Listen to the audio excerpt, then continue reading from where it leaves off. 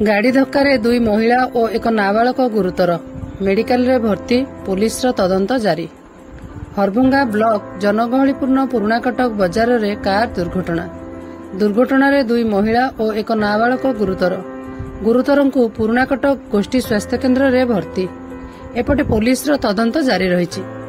सूचना अनुसार आज मध्याह्न पुराणाकटक बजार रे थिबा एक स्टिकर दुकान कारटी स्टिकरिंग करी फेरिबा समय निकटरे थिबा एक सुना दुकान भितर को भारसाम्य हराई पशि जाइथिला।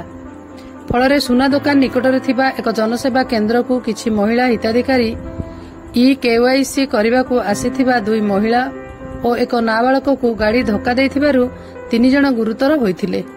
स्थानीय लोकंको सहायतारे गुरुतर को तुरंत पुराणाकटक गोष्ठी स्वास्थ्य केन्द्र रे चिकित्सा पई भर्ती करा जायथिला। दुर्घटना खबर पाई पुराणाकटक पुलिस घटनास्थल रे पहुंची गाड़ी को जबत करने सहित घटनार अधिक तदंत चलाइथिबा जणा पड़िछि।